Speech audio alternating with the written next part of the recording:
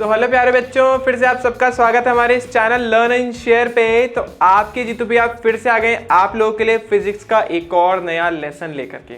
तो हम बात कर रहे थे चैप्टर नंबर 5 यानी अध्याय 5 की। चैप्टर का नाम है गति के नियम, लॉस ऑफ मोशन। और इससे पहले हमने 3 लेसन खत्म कर दिए जिसमें हमने पहला और दूसरा नियम कवर किया। दूसरे नियम के अंदर जो बल था उसको अलग से हमें पढ़ना पड़ा क्योंकि बहुत सारे तरीके के अलग अलग तरीके के बल थे। ठीक है, आई होप अभी तक सबको मजा आ रहा होगा। और जिसने पहले के 3 लेसन नहीं देखे वो पहले जाके देख लेना, नहीं तो इस लेसन में थोड़ी सी प्रॉब्लम आपको आ सकती है। चलो, तो आज अपन बात करेंगे नेक्स्ट लेसन की और आज हम देखने वाले हैं गति का तृतीय नियम यानी थर्ड लॉ ऑफ मोशन। तो यहाँ पे आपको बहुत सारी चीजें दिख रही होंगी। ये हमने एक छोटा सा हमारा डमी सा कुछ डाला है जो जंप मार रहा है इस बोर्ड से। ठीक है, तो क्या होता है वो देखेंगे अपन। एक यहाँ पे कैनन यानी एक तोप लगा रखी है। ठीक है, तो काफी सारी इंटरेस्टिंग चीजें आज अपने को पढ़नी है। ठीक है, तो चलो अपनी क्लास स्टार्ट करते हैं। और पहली स्लाइड जिसके अंदर हम बात करेंगे गति के तृतीय नियम के स्टेटमेंट के बारे में। देखो, आई थिंक सो कई बच्चों को पता होगा गति के तृतीय नियम को हम क्रिया प्रतिक्रिया का नियम भी बोलते हैं। इंग्लिश में इसको बोलते हैं एक्शन रिएक्शन लॉ, कि प्रत्येक क्रिया की एक प्रतिक्रिया होती है। ठीक है, मैं इसको समझाने के लिए एक छोटी सी स्टोरी आपको बताता हूँ, मजा आएगा। ठीक है, देखो एक मेरा स्टूडेंट था, पर स्टोरी बताने से पहले सारी बातें काल्पनिक है, कृपया वास्तविक जीवन में इसका प्रयोग बिल्कुल भी ना करें। ठीक है, तो देखो स्टोरी सुनो। स्टोरी यह है कि मेरा एक स्टूडेंट था, उसने फिजिक्स पढ़ी हुई थी। एक दिन जा रहा था रोड से, तो वो ट्रैफिक पुलिस वाले ने रोक लिया। ठीक है, और क्या बोलते हैं, उसको कुछ उल्टा सीधा बोल दिया ट्रैफिक पुलिस वाले ने। तो फिर मेरे फ्रेंड स्टूडेंट को आ गया गुस्सा, तो उसने क्या करा, उसने चौंटा मार दिया उसके पुलिस वाले के। ठीक है, तो पुलिस वाले को गुस्सा आ गया, तो फिर उसने बोला मैं तो तेरे पे केस करूंगा। बोले ठीक है कर दे। तो फिर वो क्या बोलते हैं केस किया उसने और उसको कोर्ट में लेके गया। ठीक है, कोर्ट में जब उसको लेके गए, पेशी वेशी हुई उसकी, तो ऑब्वियस सी बात है उसने इतना बड़ा क्राइम करा है, पुलिस वाले को थप्पड़ मारा है, तो उसको सजा तो मिलनी है। तो जब जज के सामने उसको लेके गए तो जज ने उससे पूछा कि भाई तुमने पुलिस वाले को थप्पड़ क्यों मारा। तो बोले कि सर इसने मेरे को ऐसे ऐसे बोल दिया था। बोले ठीक है, अब आपको इसके लिए, इस क्राइम के लिए सजा मिलेगी। तो वो बोला क्या बोलते हैं कि मुझे तो इसके लिए सजा मिल चुकी है। तो सब एकदम हैरान, भाई अभी तो थप्पड़ मार के आया, इसको कब सजा मिल गई, वहां से तो सीधा यहाँ आएंगे। ठीक है, तो फिर उसने एक्सप्लेन किया कि जब मेरे हाथ ने उसके गाल को चांटा मारा ना, तो उतना जितना बल मेरे हाथ ने उनके गाल पे लगाया उतना ही बल उनके गाल ने भी मेरे हाथ पे लगाया। मतलब जितनी चोट उनके गाल को आई है ना, उतनी चोट मेरे हाथ को भी आई है। ठीक है, तो कहानी का जो कंक्लूजन है, जो निष्कर्ष है वो यही है कि प्रत्येक क्रिया की एक विपरीत प्रतिक्रिया होती है। लेकिन ये कहानी पूरी तरीके से काल्पनिक है, इसे अपनी वास्तविक जीवन से जोड़ने का बिल्कुल भी प्रयत्न ना करें और ना ही ऐसा कभी करें। ठीक है, जस्ट समझाने के लिए आपके लिए छोटी सी स्टोरी डाली थी। ठीक है, तो आई होप सबको बात समझ आ गई होगी कि प्रत्येक क्रिया की एक विपरीत प्रतिक्रिया होती है। मतलब अगर आप किसी चीज पे बल लगाओगे तो वो भी आपके ऊपर बल लगाएगी, उतना ही बल लगाएगी जितना आपने उसके ऊपर लगाया था। ठीक है, तो पहला स्टेटमेंट हमारा यही लिखा है, प्रत्येक क्रिया के लिए हमेशा एक बराबर जिसका परिमाण लेकिन विपरीत दिशा के अंदर एक प्रतिक्रिया होती है। अब इसकी कुछ बहुत ही इंपॉर्टेंट चीजें जो आपको पता होनी चाहिए। पहले में लिखा है कि जब एक वस्तु दूसरी किसी वस्तु पर बल लगाती है, अब दूसरी वस्तु भी प्रथम वस्तु पर बराबर एवं विपरीत बल लगाती है। तो पहली सबसे बड़ी बात कि प्रत्येक क्रिया की अगर प्रतिक्रिया हो रही है तो प्रतिक्रिया में बल का परिमाण उतना ही रहेगा, बस दिशा चेंज हो जाएगी। मान लो कि मैंने किसी वस्तु पे यहां पे बल लगाया तो वो मेरे पे यहां पे बल लगेगी, लेकिन उतना ही। ठीक है, बल का परिमाण चेंज नहीं होगा, पहले दिशा चेंज हो जाएगी। यदि कोई कारक जिसके कारण बल लगता है तब उस पर स्वयं भी बराबर तथा विपरीत दिशा में एक बल लगता है। कारक द्वारा लगाए गए बल को क्रिया एवं कारक पर लगाए गए बल को हम प्रतिक्रिया बोलते हैं। तो बहुत बेसिक सी बात है, जैसे मेरे स्टूडेंट ने जो है अपने हाथ से उसको चांटा मारा, तो वो कारक कौन था, उसका हाथ। ठीक है, तो उसने उनके गाल पे क्या बोलते हैं क्रिया करी, तो उनके गाल ने भी उसके हाथ पे प्रतिक्रिया कर दी। तो जो करता है, जो पहला वाला जो है जो दूसरे पे फोर्स लगा रहा है वो क्रिया कर रहा है, और दूसरे वाले ने जो पहले वाले पे फोर्स लगाया वो प्रतिक्रिया थी। ठीक है, इसके बाद लिखा है क्रिया तथा प्रतिक्रिया कभी भी एक ही वस्तु पर नहीं लगते। यदि ऐसा होता तो वस्तु पर कुल बल का मान शून्य हो जाता, अर्थात वस्तु हमेशा साम्यावस्था में रहती। ये बात बहुत ज्यादा इंपॉर्टेंट है। स्टेटमेंट इसका लर्न करने से कुछ नहीं होगा, आपको थोड़ा इसको फील करना पड़ेगा। देखो अगर हम बोल रहे हैं ना कि प्रत्येक क्रिया की एक प्रतिक्रिया है, तो आप ये समझ लीजिए कि क्रिया और प्रतिक्रिया दोनों अलग अलग चीजों पे होंगी।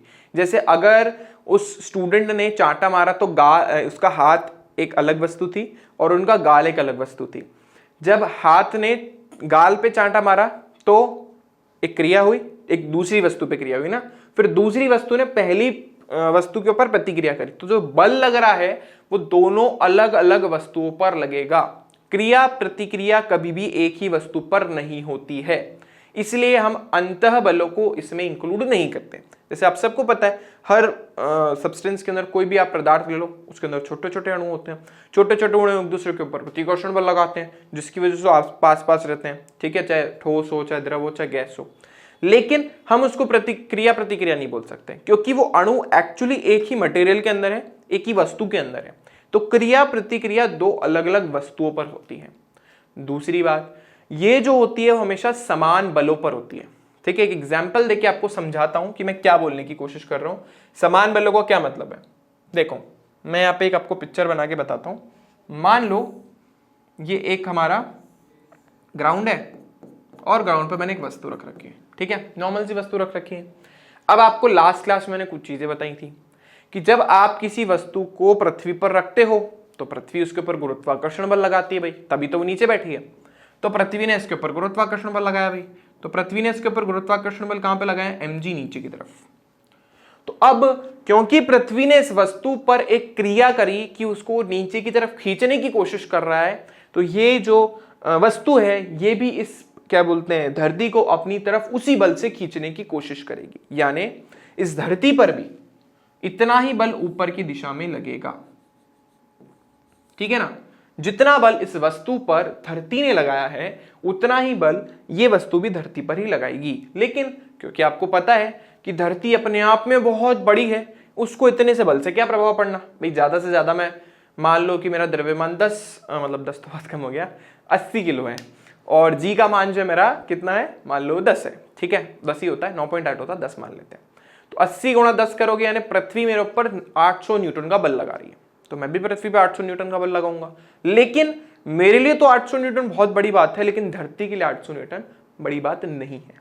तो यहां पे क्रिया किसने की थी, पृथ्वी ने वस्तु पे, तो वस्तु भी पृथ्वी पे प्रतिक्रिया करेगी लेकिन उतना ही बल लगाएगी। अब एक कंफ्यूजन वाली चीज, अब जब वस्तु इस पर रखी हुई है, क्योंकि दो वस्तुएं परस्पर है ना, एक बार कॉन्टैक्ट में है, तो जब दो वस्तुएं परस्पर कॉन्टैक्ट में होती है, एक दूसरे को स्पर्श करे हुए रखी हुई है, ठीक है, तो ऑब्वियस सी बात है कि वो एक दूसरे के ऊपर एक और बल लगाएगी। और वो बल कौन सा है, वो बल हमारा लंबवत बल, अभिलंबवत बल, जिसको इंग्लिश में अपन रिएक्शन फोर्स बोलते हैं या नॉर्मल फोर्स बोलते हैं, ठीक है, लास्ट क्लास में जो अपन ने पढ़ा था। तो ये वस्तु जो है, अभी मैं इस mg को हटा देता हूं, इस mg को हम हटा देते हैं, ठीक है। तो क्योंकि दोनों वस्तुएं एक दूसरे के कॉन्टैक्ट में है, तो ये जो वस्तु है इस पर पृथ्वी ने ऊपर की तरफ नॉर्मल लगाया, ठीक है ना। ये किसने लगाया, पृथ्वी ने, अर्थ ने। किस पे लगाया, वस्तु पर, वस्तु मतलब ऑब्जेक्ट। अच्छा मैं आपको पहले लिखना बता दूं, जब हम ऐसा कुछ लिखते हैं, जैसे मैंने बोला FAB, तो A जो लगा रहा है, ठीक है, और ये जिस पर लग रहा है,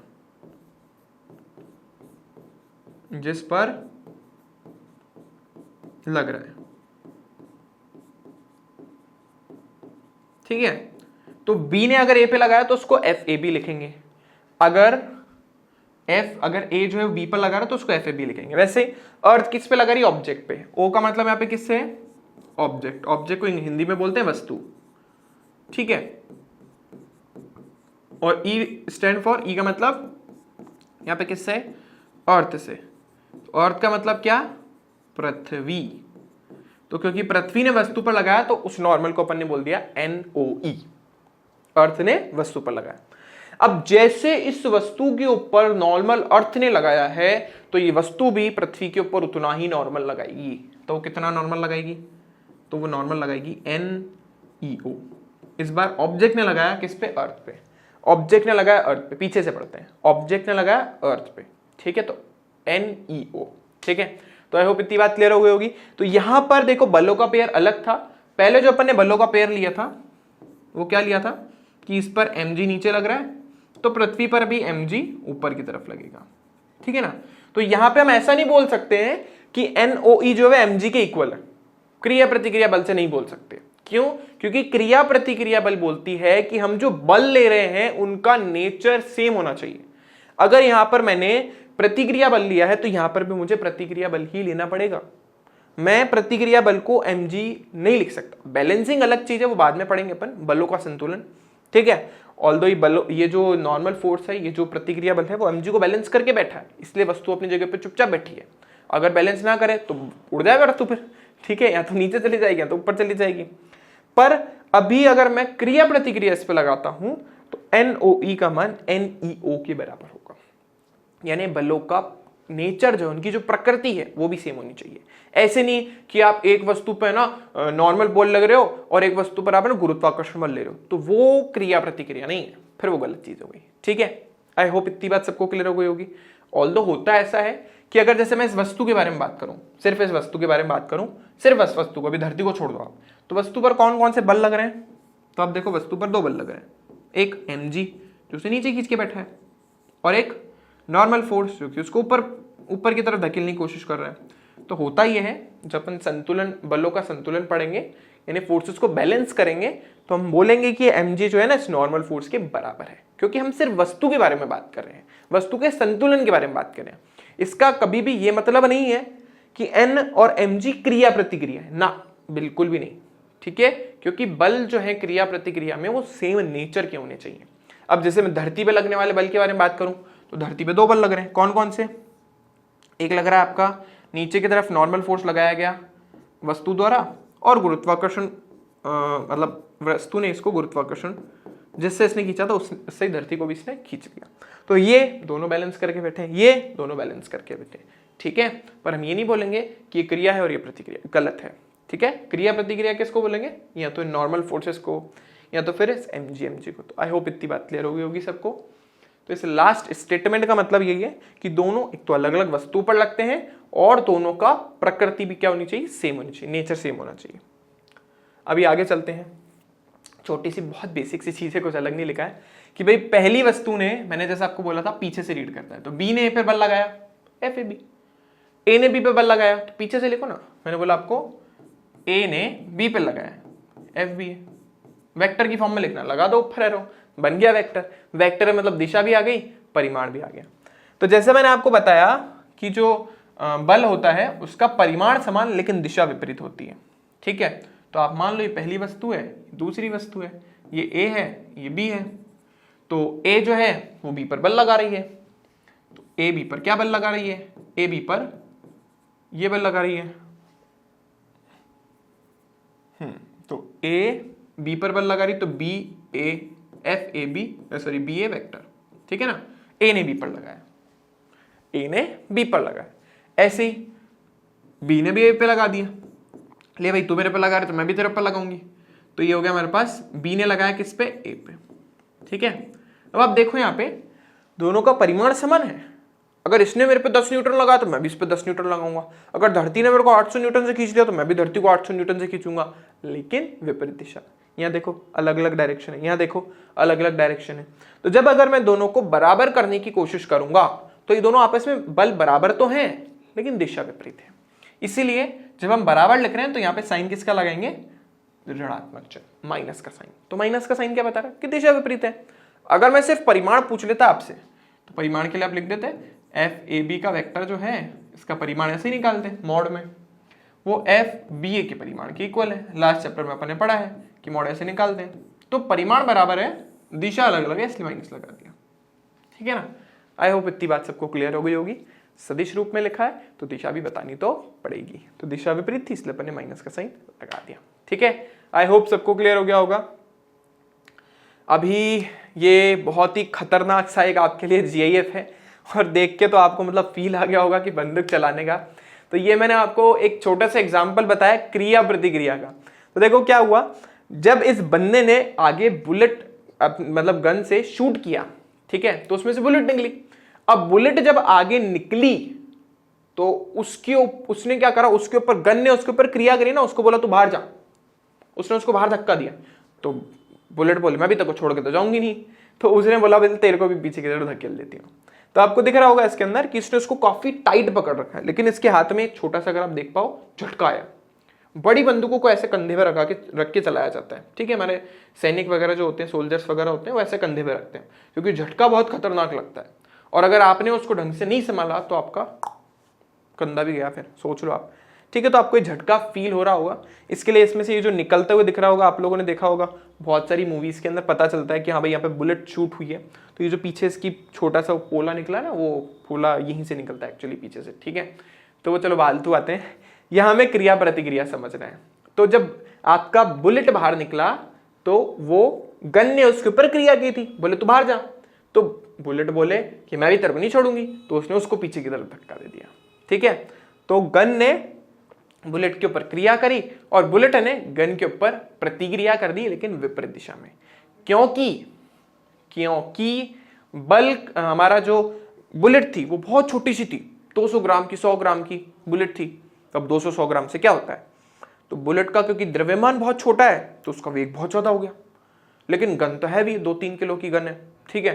तो द्रव्यमान बहुत ज्यादा हो गया तो वेग बहुत कम हो गया। क्यों, देखते हैं भाई। दोनों समान बल लगाए, बल बराबर किसके इक्वल होता है, वो थोड़ा जीआईएफ है इसलिए थोड़ा चलने में प्रॉब्लम होगी, मैं आपको आगे बताता हूँ। देखो, तो एफ जो है हमारा वो किसके बराबर होता है, एम ए के, और ए किसके बराबर होता है, डीवी अपॉन डी टी के, ठीक है। ये हमने पढ़ाई है। तो अगर हम बल समान रख रहे हैं, अगर मैं द्रव्यमान कम कर दूं, बल तो समान ही है, अगर मैं द्रव्यमान कम कर दूं तो त्वरण बढ़ना चाहिए, ठीक है। और अगर मैं द्रव्यमान को बढ़ा दूं तो त्वरण कम होना चाहिए। एग्जाम्पल से समझाता हूं। मान लो हमारी बुलेट 2 किलो की है और हमें 2 न्यूटन का बल चाहिए, सॉरी हमारा गन जो है 2 किलो का है, बुलेट मान लो 200 ग्राम की, मतलब 0.2 ग्राम की। मैं चाहता कितना हूं, मैं चाहता हूं 2 न्यूटन बल लगवाना, ठीक है। तो इसमें अगर 2 न्यूटन का बल चाहिए तो त्वरण 1 होना चाहिए। और बुलेट के अंदर अगर आप चाहते हो कि उसका द्रव्यमान कितना है, सिर्फ 200 ग्राम यानी 0.2 किलो, तो 0.2 किलो में अगर 2 न्यूटन का त्वरण उत्पन्न करना है, सॉरी 2 न्यूटन का बल उत्पन्न करना है, तो त्वरण कितना होना चाहिए, 10। तो यहीं से आप समझ लो, देखो यहाँ पे द्रव्यमान ज्यादा था, त्वरण कम हो गया 2 न्यूटन बल के लिए। यहाँ पे द्रव्यमान कम करा तो आपका उसका त्वरण बढ़ गया, ठीक है। त्वरण बढ़ेगा तो वेग भी बढ़ेगा, ठीक है। तो आपको जो झटका लगता है वो बुलेट के कंपैरिजन में काफी कम होता है, ठीक है ना, क्योंकि उसका द्रव्यमान ज्यादा है। ओके चलो, तो आई होप ये सबको समझ आ गया होगा। ये भी बहुत अच्छा जीआईएफ हमने डाला है आप लोगों के लिए। चलो अभी कुछ और भी एग्जाम्पल है इसके। जब कोई व्यक्ति पृथ्वी पर चलता है, अच्छा जी, पृथ्वी पर चल रहा है कोई बंदा, यानी हम जैसे कुछ लोग जो रोज पृथ्वी पर चलते हैं, ठीक है। तो जब भी कोई व्यक्ति पृथ्वी पर चलता है तो वह पैर के पंजों के द्वारा तिर्यक बल से पृथ्वी को पीछे की तरफ दबाता है। पृथ्वी भी उतने ही बल से विपरीत दिशा में बल लगाती है। इस प्रतिक्रिया बल को 2 समकोणीय घटकों में तोड़ा जा सकता है। क्षैतिज घटक व्यक्ति को आगे बढ़ाने में मदद करता है, जबकि ऊर्ध्वाधर घटक व्यक्ति के भार को संतुलित करता है। बड़ी खतरनाक खतरनाक चीजें लिखी हुई है, नहीं मैं समझाता हूँ। जैसे मान लो चलने वाला एक्चुअली मेरे को मिला नहीं ना डायग्राम, इसलिए मैंने भागने वाला लगाया।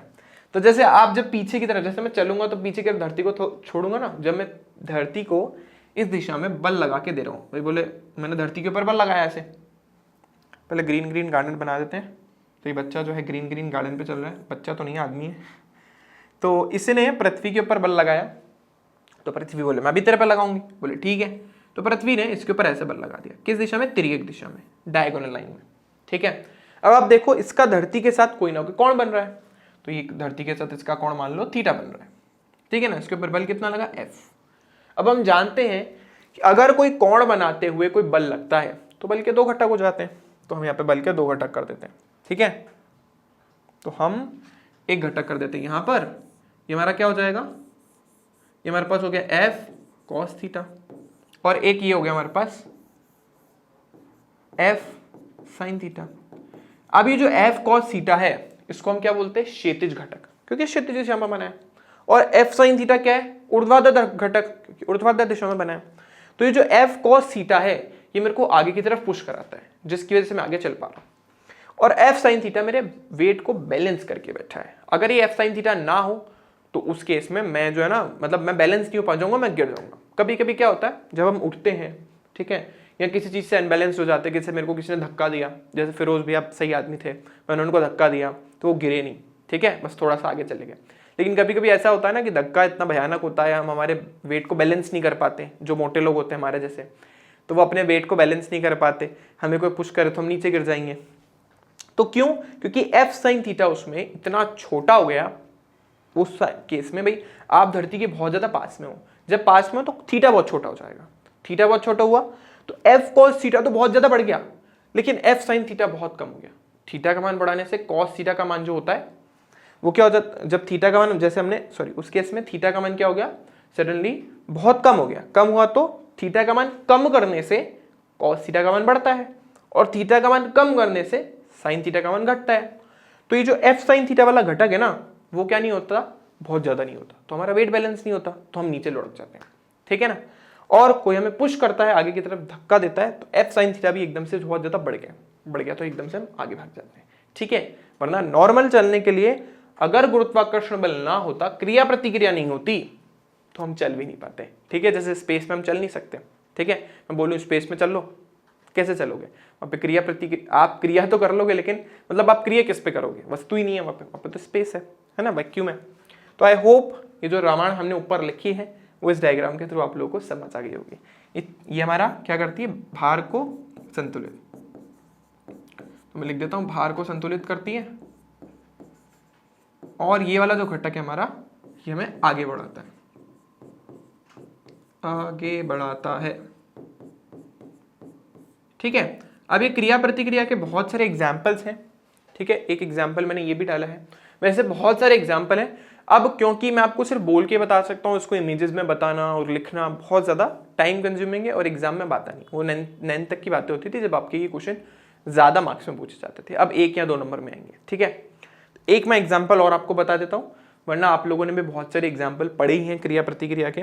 तो देखो ये बंदा जो है, जब बोट से दूर की तरफ जंप मारता है ना, जब आप बोट से दूर की तरफ जंप मारते हो तो आपने क्या किया, आपने बोट पे कोई क्रिया करी, ठीक है, आपने बोट पे कोई क्रिया करी, ठीक है।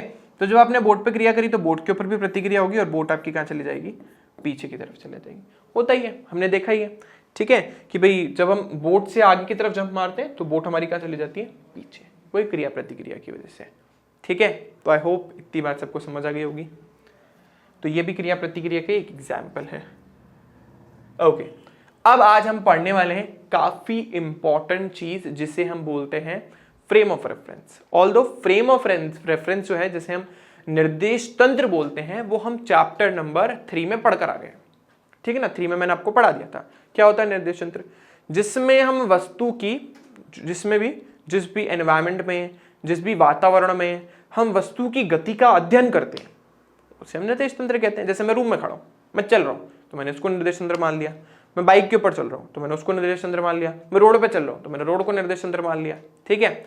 बहुत सारे एग्जाम्पल भी मैंने आपको दिए थे, लेकिन हमें यहाँ पे वापस निर्देश तंत्र क्यों पढ़ने पड़ रहे हैं, क्योंकि बल का इन निर्देश तंत्रों से कनेक्शन है।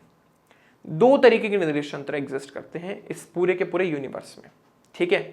पहला निर्देश तंत्र होता है जड़त्वीय निर्देश तंत्र, और दूसरा होता है अजड़त्वीय निर्देश तंत्र, ठीक है। एक को इंग्लिश में बोलते हैं न्यूटोनियन, क्योंकि अभी मैं बताऊंगा इसके बारे में, चलो इंग्लिश में बताएंगे हम आपको। तो 2 तरीके के फ्रेम ऑफ रेफरेंस होते हैं, एक जड़त्वीय और एक अजड़त्वीय। इसको इंग्लिश में बोलते हैं इनर्शियल फ्रेम ऑफ रेफरेंस, और इसको बोलते हैं non inertial frame of reference. Inertial जड़त्व आ रहा है ना, इसलिए इनर्शियल, और ये अजड़त्वीय इसलिए नॉन इनर्शियल, ठीक है। तो इनर्शियल और ये नॉन इनर्शियल, इंग्लिश में आगे लिखा है, डोंट वरी।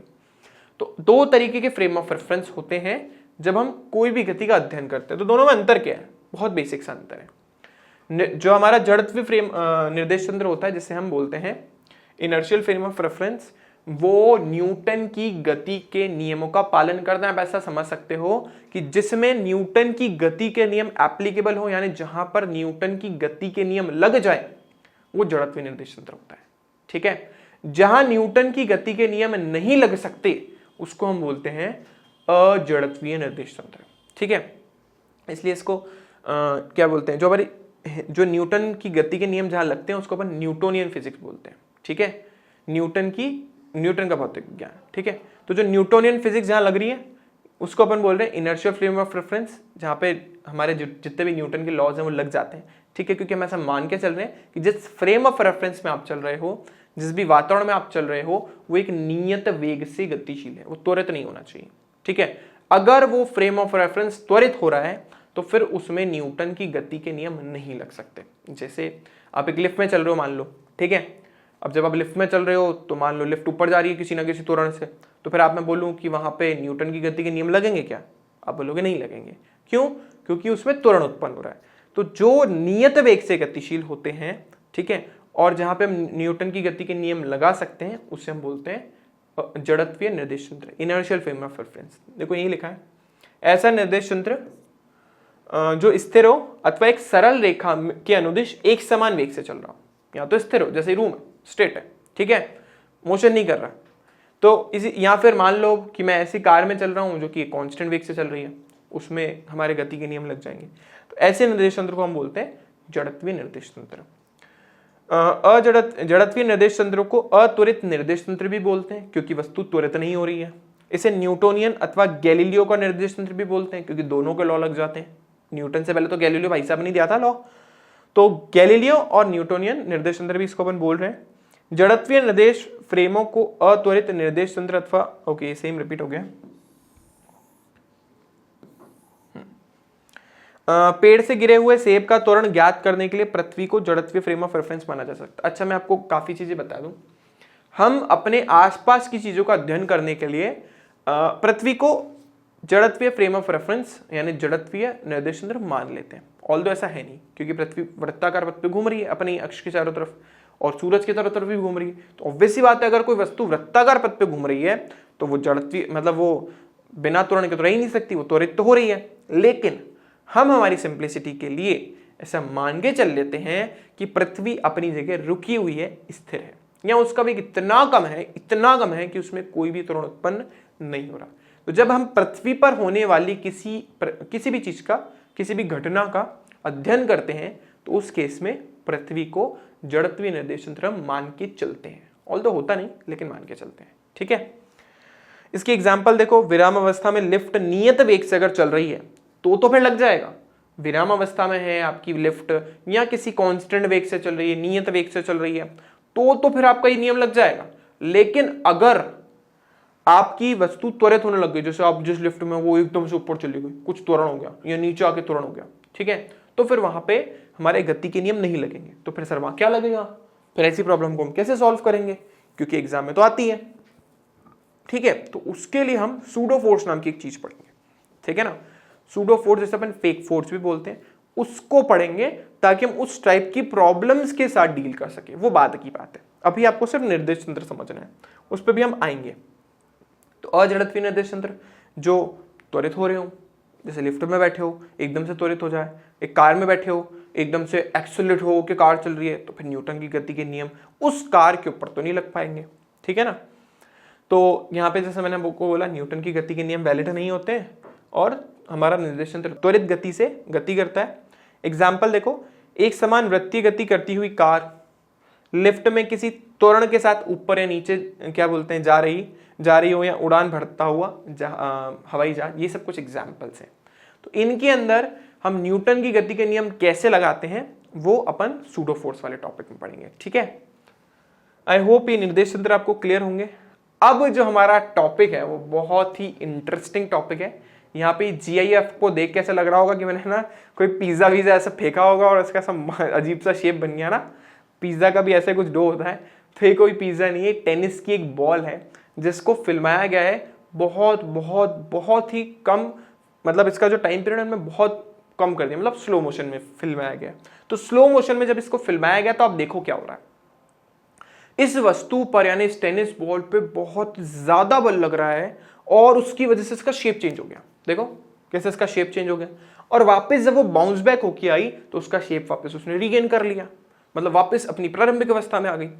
तो इस बहुत छोटे से टाइम के लिए उसके ऊपर जो इतना ज्यादा अमाउंट का फोर्स लग रहा है, जो कि नियत नहीं है, बार बार चेंज होता है, उसको हम बोलते हैं आवेग, इम्पल्स। और हमारा नेक्स्ट टॉपिक वही है, यदि किसी वस्तु पर बहुत थोड़े से टाइम के लिए बहुत ज्यादा फोर्स लग रहा हो तो उसको हम बोलते हैं आवेग या फिर इम्पल्स। जैसे आप बॉल को मारते हो ना दीवार पे, कैसे शेप चेंज हो जाता है, जैसे इसका हुआ है, ठीक है ना, उसके बारे में अपन बात करने वाले हैं। तो चलो स्टार्ट करते हैं, पढ़ते हैं हमारी डेफिनेशन। देखो यही लिखा है, जब किसी वस्तु पर बहुत बड़े परिमाण का एक बल लगता है लेकिन बहुत कम टाइम पीरियड के लिए, बहुत छोटे से टाइम पीरियड के लिए, तो उसको अपन क्या बोलते हैं, इम्पल्स, या फिर हिंदी में इसको बोलते हैं आवेग। आवेग को हम रिप्रेजेंट करते हैं आई से, ठीक है ना, इसको रिप्रेजेंटेशन होता है इसका आई से लिखते हैं, क्योंकि आई से स्टार्ट हो रही है स्पेलिंग, तो इम्पल्स बोल दिया हमने। ओके, एक चीज जैसे मैंने आपको बोला कि आवेग का बल नियत नहीं रहता है, वो चेंज होता रहता है। या देखो जो आपको एक ग्राफ दिख रहा है, यहाँ पे हमने बल के बीच में और समय के बीच में लगाया बनाया, ठीक है। तो बल और समय के बीच में जो अपन ने कर्व बनाया है, उसके अंदर मैंने आपको बताने की कोशिश करी कि देखो पहले तो इसका बल बहुत देखो धीरे धीरे इसका बल बढ़ता है, फिर पीक पॉइंट पर पहुंचता है एक उस पर्टिकुलर टाइम के ऊपर। देखो इसके ऊपर वाओ, देखो जब बॉल इसके ऊपर आई ना, तो जैसे कॉन्टैक्ट बनी तो धीरे धीरे उस पर फोर्स बड़ा एकदम से बहुत बढ़ गया, तो पूरी पिचक गई। फिर जैसे फिर वापस पीछे आना स्टार्ट हुई तो धीरे धीरे उसका बल कम हुआ और फाइनली उसका बल क्या हो गया, 0। तो इसका ग्राफ भी ऐसा ही होता है, पहले तो धीरे धीरे आपका बल बढ़ता है, फिर पीक पॉइंट तक पहुंचता है, फिर सडनली आपका धीरे धीरे नीचे की तरफ जाने लगता है। यानी आवेग के अंदर वस्तु का बल नियत नहीं होता है, ये बार बार चेंज होता रहता है, ठीक है। अब हम आवेग के कुछ फॉर्मूले निकालने वाले हैं, ठीक है। पहला फॉर्मूला सिंपल सा, देखो क्योंकि मैं आपको बोल रहा हूं कि बल बार बार चेंज हो रहा है, ठीक है। अच्छा, इससे पहले एक चीज और, मैंने अगर बल और समय के बीच में कर्व बनाया है, और मगर इसके अंडर कर्व एरिया के बारे में बात करूं, मतलब इसका वक्र से परिबद्ध क्षेत्रफल, तो मैंने आपको बहुत बार एक चीज बताई है स्टार्टिंग में कि वक्र से परिबद्ध क्षेत्रफल आपको क्या देता है, एक्स को वाई से गुणा कर दो। एक्स पे कौन है, टी, वाई पे कौन है, बल, तो बल गुणा समय। तो बल गुणा समय आपको आवेग दे देगा, लेकिन ये बल कौन सा होना चाहिए, एवरेज। बता रहे हैं इसके बारे में भी। देखो मान लो बल बार बार चेंज हो रहा है, तो आपको क्या करना पड़ेगा, बल का समाकलन करना पड़ेगा समय के सापेक्ष, तो आपको आवेग मिल जाएगा। मान लो आपने टाइम t1 से t2 लिया है, तो ये t1 से अपन ने t2 कर दिया। तो पहला फॉर्मूला तो हमारा ये हो गया कि अगर हमारा बल क्या नहीं हो, नियत नहीं हो, जो हमें क्वेश्चन में बल दे रखा है वो बार बार क्या हो रहा है, चेंज हो रहा है। तो अगर हमारा बल नियत ना हो तो हम ये वाला फॉर्मूला यूज करते हैं, नियत ना हो। कुछ क्वेश्चन मैं सोच रहा हूं करवा दूंगा मैं अपनी तरफ से, ठीक है, तो आपको और क्लियर हो जाएगा। तो जब आपका बल नियत नहीं होता है तब हम आवेग के इस सूत्र का उपयोग करते हैं। 3-4 फॉर्मूले पे अपन इसके ड्राइव कर देंगे। तो पहला फॉर्मूला तो हमारा ये बेसिक सा हो गया। पर मान लो आपको क्वेश्चन के अंदर जो बल दे रखा है ना, वो कौन सा बल दे रखा है, वो एवरेज फोर्स दे रखा है, यानी औसत बल। देखो ये दिख रहा है, एक बीच में लाइन हमने खींची है, इन सबका हमने क्या निकाल लिया, एक एवरेज निकाल लिया, ठीक है, एक औसत निकाल लिया। उस औसत को अपन ने बोला है, एवरेज फोर्स को हमने बोला है, औसत बल को हम रिप्रेजेंट कर रहे हैं एफ औसत से। तो मान लो कि मुझे उस वस्तु का ऐसा बल नहीं दे रखा जो बार बार चेंज हो रहा है, ठीक है, उसने बोल दिया भाई एवरेज बल इतना है, उसने मान लो डेल्टी टाइम लिया। तो उस केस में हमारा अपन क्या बोलते हैं, आवेग कैसे निकालेंगे, तो आवेग निकालने के लिए हम फॉर्मूला लगाएंगे आई बराबर एफ एवरेज यानी एफ औसत बल गुणा डेल्टी। तो एक दूसरा फॉर्मूला हमारे पास आ गया कि अगर हमें क्वेश्चन में उसने ऐसा बल नहीं दिया है जो कि समय के साथ परिवर्तित हो रहा है, उसने औसत बल दिया है, भाई ऑब्वियस ही बात है कि बहुत में जैसे मैंने आपको बोला बल धीरे धीरे बढ़ता है, फिर पीक तक पहुंचता है, फिर नीचे जाता है, तो हमने उन सबका एवरेज निकाल लिया। तो मान लो क्वेश्चन में वो एवरेज बल दिया हुआ है और समय दिया हुआ है, तो फिर उस केस में आप ये वाला फॉर्मूला यूज करोगे। तो इसका दूसरा फॉर्मूला भी हमारे पास आया कि एफ एवरेज इंटू डेल्टी, ठीक है। आई होप इतनी बात सबको समझ आ गई होगी। ये दे रखो, इसका ग्राफ दे रखा है इस तरीके से कुछ, ओके। ये दो फॉर्मूले हमने निकाल लिए। आगे एक और फॉर्मूले के बारे में बात करें, इससे पहले आवेग के बारे में कुछ और चर्चाएं कर लेते हैं। जैसे कि आवेग एक सदिश राशि होती है, अब क्योंकि सदिश है, साफ साफ दिख रहा है ना, बल और समय का गुणनफल है, क्योंकि बल सदिश राशि तो आवेग भी सदिश राशि होनी है। तो बल क्योंकि सदिश राशि तो आवेग सदिश है, तो इसकी दिशा भी होगी और परिमाण भी होगा, ठीक है। फिर इसका मैं मात्रक भी आपको बता देता हूं। तो मात्रक भी आसान है, बल का क्या होता है, न्यूटन, और समय का सेकंड, तो न्यूटन इंटू सेकेंड, ये इसका मात्रक हो गया, ठीक है। बल समय ग्राफ जो हमने पीछे भी निकाला और अभी भी मैंने आपके सामने बनाया, ठीक है। अच्छा, उसमें और उसमें क्या डिफरेंस है, ये सिर्फ एक रिप्रेजेंटेशन है, ठीक है। ये सिर्फ एक बेसिक सा रिप्रेजेंटेशन है कि बल समय वक्र का अंडर कर्व एरिया यानी उससे वक्र से परिबद्ध क्षेत्रफल आपको क्या देता है, आवेग। क्योंकि आप देखो F इंटू डी कर रहा है, यानी इसका अंडर कर्व एरिया यानी ये क्षेत्रफल आपको क्या देगा, वो आपको देगा आवेग। ठीक है, तो ये हमें देगा इसका अंडर कर्व एरिया आपको देगा आवेग। ठीक है, ओके। तो यहां पे देखो ये लिखा है आवेग ft वक्र से घिरे क्षेत्रफल के बराबर होता है यदि हम बल तथा समय के बीच में ग्राफ खींचते हैं, तब वक्र तथा समय अक्ष से घिरे क्षेत्रफल से हमें आवेग का मान प्राप्त होता है। जैसे मैंने आपको बोला, ठीक है, टाइम और फोर्स के बीच में, बल और समय के बीच में आपने वक्र ड्रॉ किया, उससे अंडर का एरिया जो आपको देगा वक्र से परिबद्ध क्षेत्रफल, वो आपको आवेग देगा। ठीक है, तो आवेग आपका क्या हो गया, बल और समय से घिरा हुआ क्षेत्रफल। ये इसका तीसरा फॉर्मूला। क्वेश्चन में ग्राफ दे देता हूं, जैसे ये ग्राफ दे दिया, मान लो बोले ये ग्राफ है, बताओ इसके अंदर कितना होगा आवेग, तो बोले सर इसका क्षेत्रफल half into base into height 1/2 आधार इंटू ऊंचाई। तो तीसरा फॉर्मूला आपका ये रहा, ये आपका दूसरा फॉर्मूला था और इससे पहला फॉर्मूला ये निकाला अपन ने। तो बल चेंज हो रहा हो, ठीक है, तो ये वाला एवरेज बल दे रखा हो, तो ये वाला ग्राफ दे रखा हो, तो ये वाला फॉर्मूला यूज करेंगे। एक और फॉर्मूला और निकालेंगे। अभी हमारा है हमारे पास टॉपिक आवेग संवेग प्रमेय। तो ये आवेग संवेग प्रमेय क्या होती है मैं आपको बताता हूं। देखो, अब सब जानते हो F किसके बराबर होता है, dp/dt। ठीक है ना, संवेग में परिवर्तन ही क्या होता है, हमारा आवेग होता है। सॉरी, संवेग में परिवर्तन की दर को अपन क्या बोलते हैं, बल बोलते हैं। तो F बराबर किसके हो गया, dp/dt। अच्छा, यहाँ पे k था, उसका मान मैंने सीधा सीधा बन रख दिया। तो यहाँ पे आप ध्यान से देखिए, अगर मैं यहां से dp का मान निकालूं तो देखो dp का मान कितना आ रहा है हमारे पास, f dt। सही है। अब अगर मैं दोनों तरफ समाकलन कर दूं तो देखो यहाँ पे ये क्या है, dp संवेग में परिवर्तन। तो ये संवेग में परिवर्तन देखो किसके बराबर आ रहा है, f इंटू dt। और ये क्या पढ़ा था अभी हमने, f इंटू dt किसके बराबर था, मान लो इसकी लिमिट t1 से t2 है। मान लो जो हमें समय दे रखा है, बोले 2 से 3 सेकंड के बीच में निकालो, तो हमें समय दे रखा है। तो ये जो समय है ये तो अपन ने सिर्फ सीमाएं लगाई है। तो आपको दिख रहा है कि अभी क्या मिला वापस, अभी भी फॉर्मूला बताया था इसका, ये तो आवेग का फॉर्मूला है। तो यानी हमारा जो संवेग में परिवर्तन होता है वो किसके बराबर होता है, आवेग के। इसी को ही हम बोलते हैं आवेग संवेग प्रमेय। आवेग में परिवर्तन संवेग के बराबर होता है, यही बोलती है हमारी आवेग संवेग प्रमेय। देखो लिखा है ना, किसी बल का आवेग संवेग में परिवर्तन के बराबर होता है। ठीक है, तो ये भी एक फॉर्मूला है कि अगर आपको क्वेश्चन में संवेग दे रखा हो, वस्तु का वेग मतलब द्रव्यमान दे रखा हो, वेग दे रखा हो, और आप इससे संवेग निकाल सको या संवेग में परिवर्तन निकाल सको, तो आप ये फॉर्मूला यूज करोगे। इसका फोर्थ फॉर्मूला था। ठीक है, तो अपन ने संवेग के टोटल 4 फॉर्मूले निकाले। पहला फॉर्मूला, अगर बल बार बार चेंज हो रहा है, परिवर्तित हो रहा है, तो आप ये लगाओगे, जहाँ पे t1 और t2 कुछ लिमिट्स होगी, 2 से 3 सेकेंड, 5 से 7 सेकेंड। दूसरा, अगर बल जो है एवरेज दे रखा हो, औसत बल, ठीक है, तो ये लगाओगे, डेल टी या टी जो भी है। थर्ड फॉर्मूला, अगर ग्राफ दे रखा है तो उसका वक्र से परिबद्ध क्षेत्रफल, वक्र से परिबद्ध क्षेत्रफल। और फोर्थ, जो आवेग होता है वो संवेग में परिवर्तन के बराबर होता है। ये जो लास्ट वाला है ये काफी इंपॉर्टेंट है, क्योंकि इसे हम आवेग संवेग प्रमेय भी बोलते हैं। एग्जाम में 1 या 2 मार्क्स में पूछ ली जाती है, आवेग संवेग प्रमेय। तो आवेग और संवेग में डिफरेंस क्या है, कोई ये पूछ ले तो बेटा आवेग जो संवेग था ना, उसमें वस्तु पे जो बल लग रहा है ना, बहुत लंबे टाइम के लिए लग रहा है। ठीक है ना, और उसमें हो सकता है बल नियत भी हो। लेकिन यहाँ पे आवेग के केस में वस्तु पे बल बहुत ज्यादा अमाउंट का लगता है और बहुत छोटे से टाइम के लिए। ठीक है ना, और वो भी बल नियत नहीं होता इस ग्राफ के अकॉर्डिंग। देखो ना, ग्राफ इसलिए बनाया है कि बल भी नियत नहीं होता, पहले वो बढ़ता है फिर कम होता है। ये दोनों में बेसिक डिफरेंस है। ठीक है, आई होप सबको ये बात समझ आ गई होगी।